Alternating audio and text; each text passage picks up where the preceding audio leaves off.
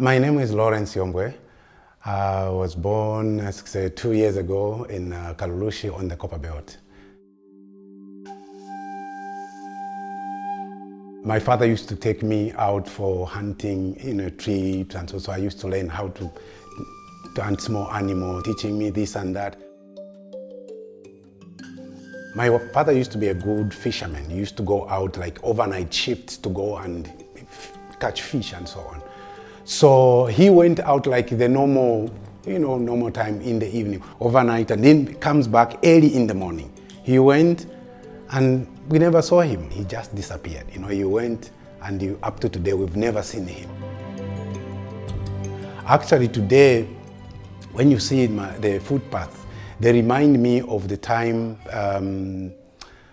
I used to go out with my father. So I've taken that as a theme for my work, searching for my father in those landscapes and that thing. So it's a journey. So these landscapes for me signify the journey that each individual has their own journeys, their own struggles. And when I had my own children, again, somehow the journey has just continued and so forth.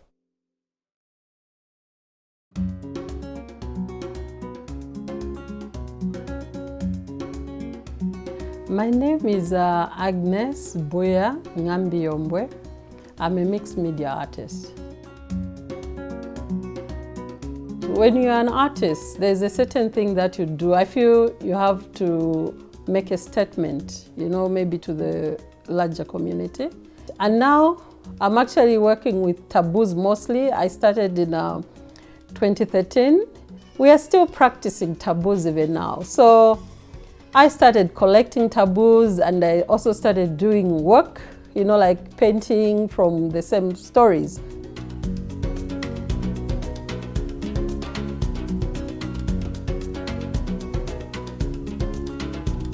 I never thought I was going to get married because I thought I was already married to art. The things I was doing my work were like my children and so forth. But there just came a time in my life when my body, my whatever, just changed, and that I needed to have somebody, like a partner and so on. So it was something I didn't know before going to that stage in my life. When you get in a relationship, you're getting married, you need people to tell you that, look, this is a new life that you're beginning, and you need to live it like this.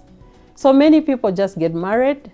Then sometimes when problems come, the next thing is to just separate. So you have to keep working and working on it. So with our art, it does make a difference.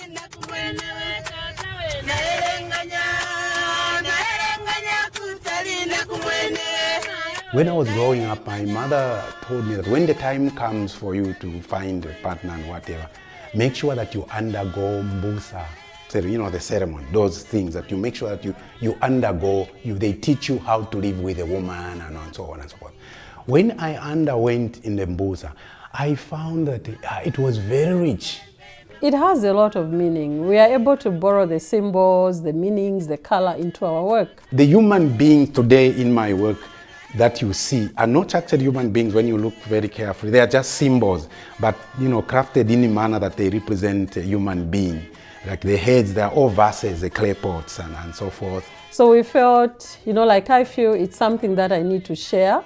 So when I'm looking at my community and I want to do something, I borrow the symbols. Maybe the C's, representing unity, maybe the dots representing work.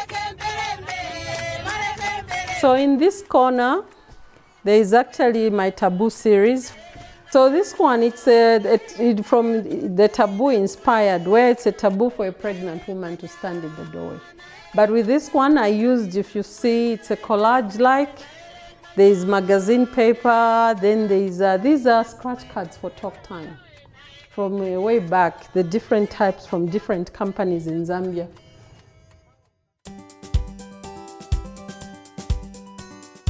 My name is Yombwe. I'm an early career artist. My name is Sungamwila. I'm a teacher by profession, teacher of art and English. And right now I'm focusing on ceramics and art.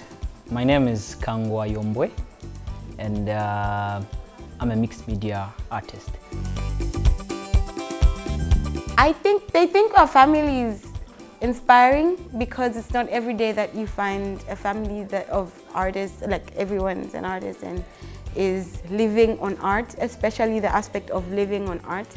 With the coming of the Western world, I think our people are somehow losing their way. So I think with what they are teaching, it can somehow help to bond families and control morality in our societies. It's fun to see people's reaction every time they get closer to our work and they read and they're like, and then they get to ask, what do you think about this work? And they get to discuss. You know, we recently had a family show. Believe me, it was not easy to put everybody together.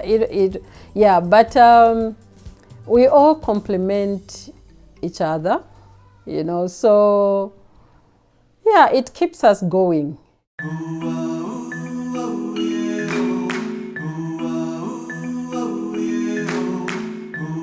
In 2016, I went to represent Agnes and another artist, the three of us, in an exhibition. It was entitled Dialogue. It was in Norway.